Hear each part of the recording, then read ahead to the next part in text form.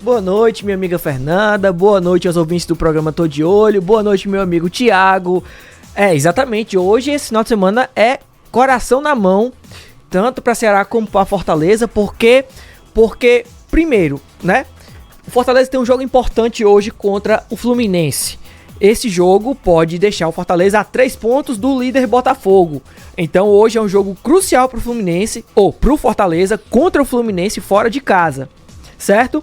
E temos também no final de semana, no domingo, temos o Ceará. Domingo é um negócio sério.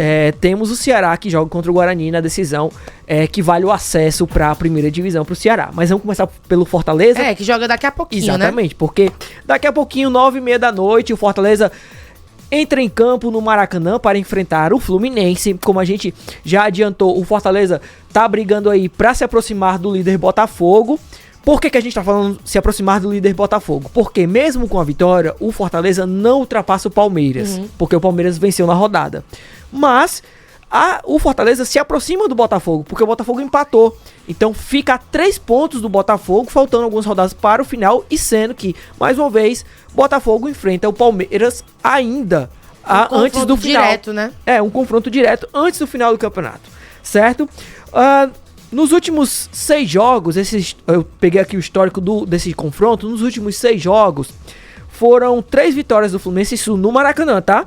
Recorte do Maracanã. Foram 3 vitórias do Fluminense, 2 empates e 1 vitória do Fortaleza. A vitória do Fortaleza não faz muito tempo. Foi em 2021. Bem aí. Exatamente. Foi em 2021. E para essa partida de logo mais, o Vojvoda conta com retornos importantes. São eles: o zagueiro Cardona, o volante Lucas Sacha, que retorna após 2 meses. 2 meses, né? Lesionados. Deve ficar no banco, né? Exatamente. E também conta com o retorno do zagueiro Kusevich e do meia Kevin Andrade. Ambos estavam disputando a Copa América por Chile e Venezuela, respectivamente. Né? Exatamente. E eles retornam. Eles não viajaram com a delegação, mas encontraram com os jogadores já no Rio de Janeiro. Saíram dos países e foram pro Rio, né? Exatamente. Pegaram um voo direto para o Rio de Janeiro e se encontraram lá com o restante da delegação. Certo? Por outro lado, o Fortaleza o Vojvoda não vai contar com 2 volantes, que é o Matheus Rossetto, que vem sendo utilizado nos últimos jogos. Ele tá suspenso pelo 3º cartão amarelo. Sim. E com o volante Pedro Augusto, que tá lesionado. Esses 2 jogadores não entram em campo. Desta forma, dito isso, a gente traz aí uma provável escalação do Fortaleza. Certo?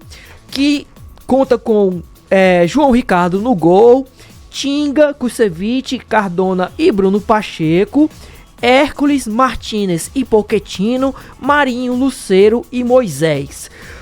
Há uma expectativa também do Brites substituir o Tinga na lateral. Eu tava pensando nisso, né? Em relação exatamente. ao Brites. Mas dessa vez eu apostei no Tinga. Porque da última vez eu apostei no Brites. E ele colocou o Tinga. Então, mas o Vojvoda é essa pessoa imprevisível, né? Exatamente. Eu acredito que hoje, no jogo de hoje, ele pode colocar o Tinga. E também essa dupla de Hércules e Martínez, que vem dando muito certo, né? Inclusive o Martínez fez gol na rodada passada contra o Vasco. Sim. Tem sido importante nesses últimos jogos do Fortaleza no Campeonato Brasileiro. Acredito que aí é o que o Fortaleza tem de melhor. Rapaz, tu falou aí o jogo do Vasco. E eu aqui pensando, quando é que foi esse jogo? Faz tempo, né, que o Fortaleza tá sem ir a campo. Eu nem tava lembrando mais, já tá com uns 15 dias, mais ou menos. Exatamente, o Fortaleza teve muito tempo. Foi no início do mês. Exatamente, o Fortaleza teve muito tempo pra treinar. E assim, também tem um outro ponto que talvez haja uma mudança do Vojvoda, que eu acho que em relação a essa escalação, essa provável escalação, que é a entrada do Mancuso no lugar do Bruno Pacheco. Ele tem utilizado muito o Mancuso na lateral esquerda. Então pode ser que ele tem essas 2 novidades aí, o Brites na direita e o Mancuso no lado esquerdo. Eu também acho, mas o Mancuso tem feito boas apresentações, jogando na lateral esquerda, então pode ser que ele mantenha pra esse jogo de logo mais. Agora vamos mudar de pauta, vamos sair do Fortaleza, vamos pro Ceará, porque domingo tem jogo decisivo demais. Exatamente. O jogo do Fortaleza é muito importante hoje, sim, mas em nível de importância, o Ceará tá maior porque é a última rodada, é o tudo ou nada, né? Exatamente. O último jogo do Ceará contra o Guarani, fora de casa. O jogo acontece no domingo, 6h30, no estádio Brinco de Ouro da Princesa. Uma vitória coloca o Ceará na primeira divisão, independente de qualquer outro resultado. O Ceará só depende dele, certo? E O Guarani, por outro lado, mesmo que vença a partida, não tem alteração na tabela. Para essa partida de domingo, o atacante Saulo Mineiro projeta como um dos jogos mais difíceis do ano. Sim. Vamos ouvir. Eles não têm responsabilidade nenhuma no campeonato mais. Então isso se torna difícil, porque como também a gente falou que a gente tem uma responsabilidade, a gente tem um peso nas costas de trazer o acesso, né? Que é um jogo, uma final pra gente. E eles não brigam pra nada, né? Tão tranquilo, então vai ser um jogo muito difícil. Acredito eu, um dos jogos mais difíceis do ano.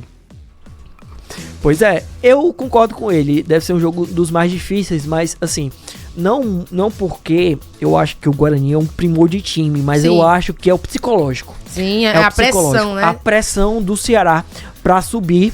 E por outro lado, o Guarani que vai livre pra esse jogo. E aí, eu vou levantar só uma questão aqui, que é a seguinte. O Guarani ia liberar os jogadores para essa última rodada, né? Que a gente até conversou aqui, que provavelmente com time alternativo não vai mais.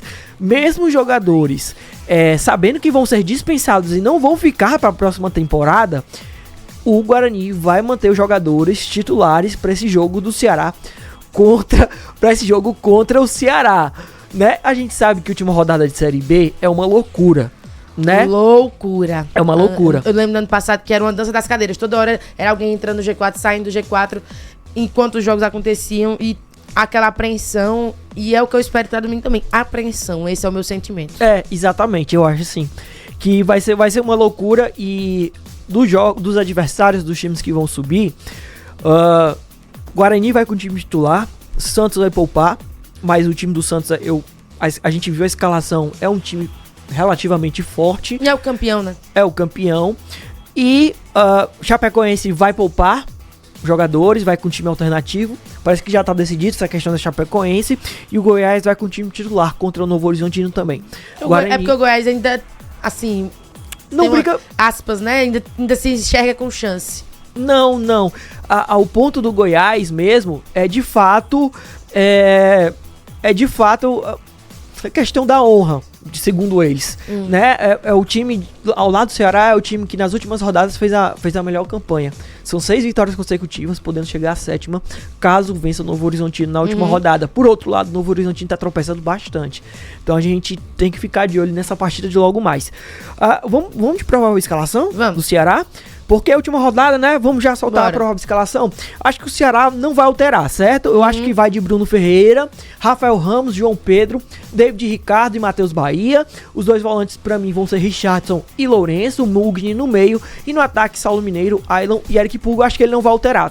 Talvez, até uma coisa que a gente discutiu em off, talvez a alteração que possa ter seja a entrada do De Luca no lugar do Lourenço. Assim, eu penso que ele possa mudar alguma coisa, assim, pra mudar o... Pra proteger um pouco mais. Mas eu acho que ele não vai, porque eu acho que é muito arriscado você mudar na última rodada. Mas o time eu já tá confio acostumado. muito no El Condé, eu acho ele muito sensato. Assertivo, sim, sensato, exatamente. E outra coisa, e só pra finalizar, a carga de ingressos a mais pro Ceará foi liberada. O Ceará vai ter... Foi liberada? Foi liberada, foi. Olha aí. Já começou a venda de ingressos, tá?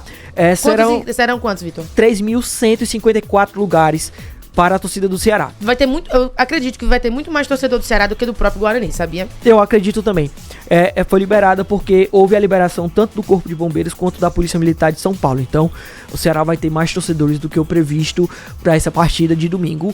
Apoio importante que pode fazer a diferença pro time do Ceará. E a gente tá nessa torcida. Segunda-feira vamos celebrar, se Deus quiser. Exatamente, vamos ficar na torcida para que segunda-feira a gente traga boas notícias. Perfeito, Vitor. Muito obrigada e até segunda. Até segunda.